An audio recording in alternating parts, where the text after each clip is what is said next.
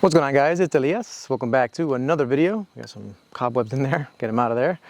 As you can see today, we're going to take this S2000 for a drive, and I'm going to tell you why it's still my most favorite car that I've ever owned and probably will ever own. There's so many reasons to go over, and if you're an S2000 aficionado like I am, you'll understand every one of them. And if you're not a S2000 aficionado like I am, maybe this video will help you understand why I am. So let's go ahead, take a little drive in my S2000, and I'm gonna explain to you guys what my favorite things are and why it's still my favorite car to own, even though I've owned a bunch of cars, a Civic Type R and others, as you know, but I own this Camaro right here. See if you guys can see that. There's the Camaro. And of course I own this motorcycle. And if I had to choose one to sell, I would sell this over this. And we've had a lot of fun with this motorcycle. All right, let's turn this beast on and go for a drive.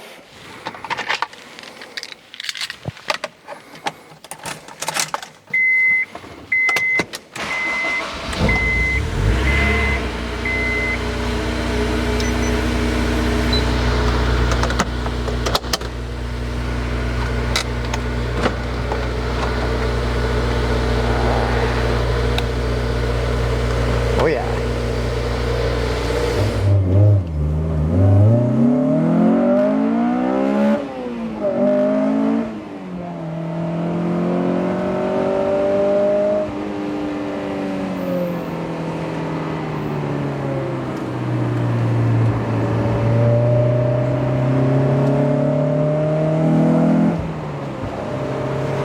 It's always so great to be able to go out, especially right as the sun's starting to go down. Hop in the S2000 and enjoy a rip through these beautiful farmlands. Love seeing these farms, love seeing these little neighborhoods here. So, first reason why I still to this day love the S2000, and it's still my favorite car of all time. I don't think any car will ever be able to top it. So, I'm gonna say 5 reasons. So, reason number 1, it's reliability. At the end of the day, it's still a Honda. And I've owned this car since 2008, roughly. And it was in kind of rough shape. It was some ricer guy owned it. If you're on my channel, I apologize ahead of time, but you knew I wasn't gonna like the modifications you did to this. It had a fake carbon fiber hood. It had, the fenders are still all like, bent up from being rolled. It was lowered at some point, and the worst part about all of it is there was some huge radio system that took up all of the passenger footwell. It was a terrible thing. I took like 25 pounds of wiring out of this thing and threw it out. So I rescued it, and ever since then, I've only had to change a battery, and I've only had to do a differential change. That's it. Oil changes, and that's it. And that's since 2008. So 2008, actually, was it 2008? Maybe it was 2010. I forget. 2008, 2010, one of those years, I bought this car. And I've owned it for at least 10 years. And in those 10 years, never had a problem, never had an issue. It's always been reliable. I go to turn it on, and it goes. I know that one time in Pennsylvania, it wasn't turning on. It wasn't the starter. It was actually a little rubber grommet that dries out and goes bad and doesn't push that clutch position switch in your starting sequence. So, not really a big deal at the end of the day. A little rubber tiny grommet. I just bypass the sensor and we're all good. You really can't say that's a big problem. So, those few little problems that this S2000 had are really not big of a deal and nothing to write home about. And when you don't really drive a car that much, like we don't really drive this car that much,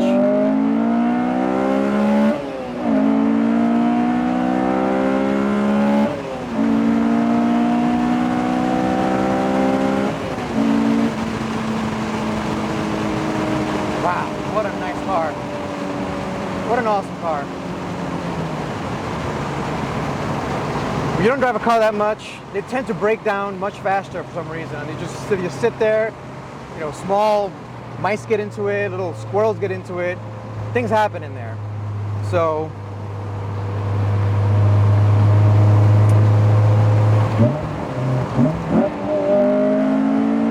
filming it, so you gotta rip it. You gotta rip it. You gotta do it. There was a guy on the road filming the S2000. So yeah, every time I come in the car, pretty much every single time, turns right on, never complains. I rev the shit out of it. I drive the shit out of it. Again, doesn't complain, doesn't give a crap about what it's being done to. As long as it's being revved out and used, it's happy. So that's reason number one. Reason number two, it's a drop top. You know, I have allergies, and I used to live up north where it gets cold, really cold. But yeah, down here in northern Florida, my allergies are much more subdued. I don't have that problem anymore, or as much. And it doesn't really get cold here much. Like middle of January, maybe we get a little bit of cold nights and things here and there, but not really. And so I get to enjoy a open top experience whenever I feel like. Just go and pop in, get in the car. And the way I put it is, it's the safest way you can enjoy a motorcycle without being in a motorcycle, right? I still have crumple zones, although they're very small. I still have, you know, doors around me. If things were to, you know, somebody were to crash into me, or if I, God forbid, I crash into somebody. I have all of these things that protect me at the same time as me being able to just come out here and enjoy the outside. I smell everything, I see everything, I hear everything. I get the wind in my hair. I don't have any hair, but I get the wind in my head, in my scalp. I feel the wind, I feel the weather change as it goes. It's really nice. It's something to be experienced and enjoyed as much as possible. That's reason number two. Reason number three is, well, I've been revving the shit out of it the entire time. It's this engine. I still to this day will say that the S2000 engine, the F20 engine in the S2000 is still the most special engine. The most special engine that you can buy from Honda. This was basically the test bed.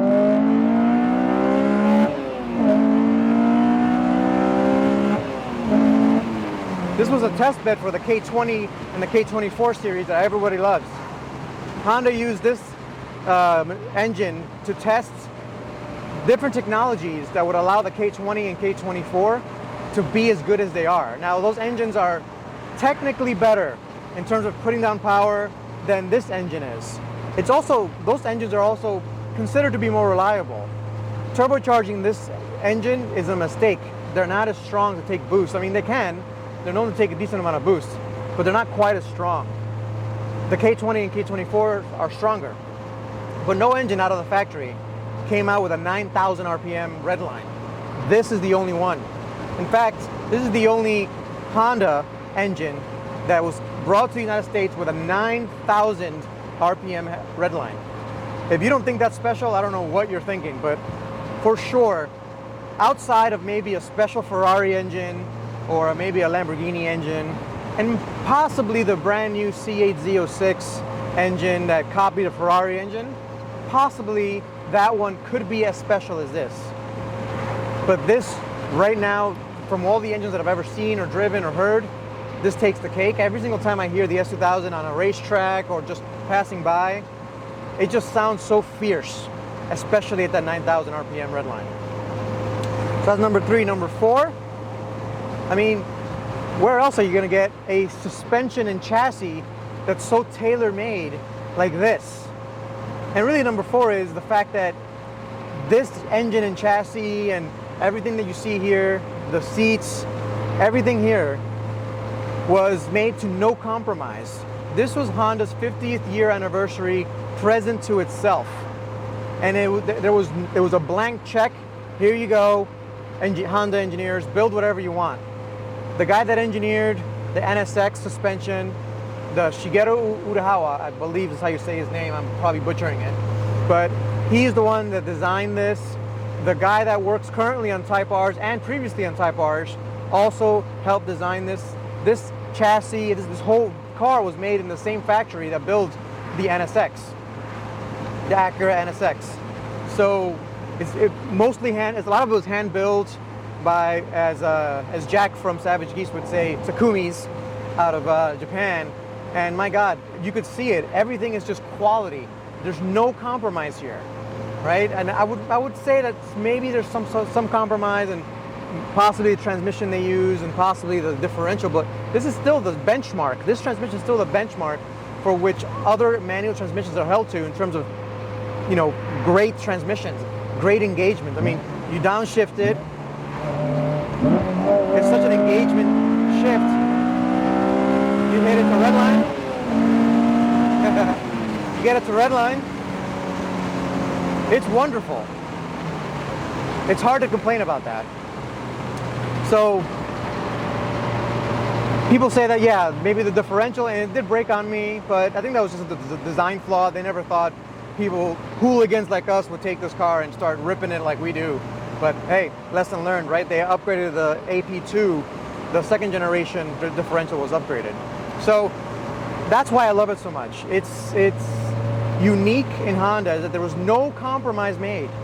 You know, the Civic Type R, as much as we love the Civic Type R, it's still a Civic. I mean, it's designed for mass production. It's designed to be bought and sold by people that buy Civics that, you know, a $25,000 Civic. That's basically what that is. So I'm not saying anything bad about the Civic Type R. I love the Civic Type Rs, but it's a compromised car. In fact, I feel like one of the reasons why it overheats so much is because it is a compromised vehicle.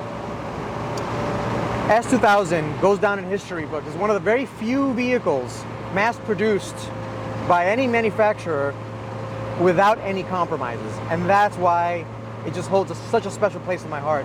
The engineers, you can feel and hear and see the engineers' hard work and dedication in every single nut and bolt in this car, and that's what I love. And then finally, the last thing that I want to share with you guys, number 5, is the fact that every time you get into this thing, you feel special. It's a special drive. You know, I'm out basically effectively getting groceries right now, but I took a little detour mainly to talk to you guys because my grocery store is only about 7 minutes away. And it just, every time I get into it, it feels like a special event. It feels like I'm getting in, it's like I'm strapping on, strapping into a machine that's gonna take me somewhere, right? A machine that I have to pay attention to. There's no traction control here, right? It's only anti-lock braking systems, right? That's the only thing it has. No traction control. It barely has an airbag. But because it's such an uncompromised design, everything is towards the driver, right? I have all the controls right here for the vents. If my radio worked, my radio controls would be right here on the left. Everything's geared to this. I have 2 large vents here just for the driver. There's only 1 vent for the passenger. This car was made for the driver, for the drivers to enjoy, go out there and enjoy them and love them. That's what Shigeru Uehawa said. Go out there and enjoy your car. There's nothing better than going out there and enjoy just a nice drive in your favorite car, down your favorite roads. There really isn't anything better. And so that's why number 5, that's why this car has held, and I think will continue to hold a special place in my heart as my favorite all-time car ever made. You could offer me a Ferrari. You could say to me, hey, I'll give you a Ferrari F3 whatever, right? I don't know their names. I don't really care about Ferraris, but I'll give you a brand new Ferrari as long as you sell your S2000 and never buy another S2000 ever again. I would say, no, keep your Ferrari. I'd rather keep the S2000. I'd rather be able to buy more S2000s. It's not a trade I would make. So there you have it, guys. I hope you enjoyed the video. I know I enjoyed making it, and I really enjoy sharing this with you guys. If you guys feel it's valuable, let me know in the comments section once again, if you guys feel like the S2000 is a special car, and if you don't, we can argue about it in the comments, because I will argue you. And if you haven't yet, make sure you go ahead and subscribe. Thanks for watching, guys. I'll catch you next time. Peace.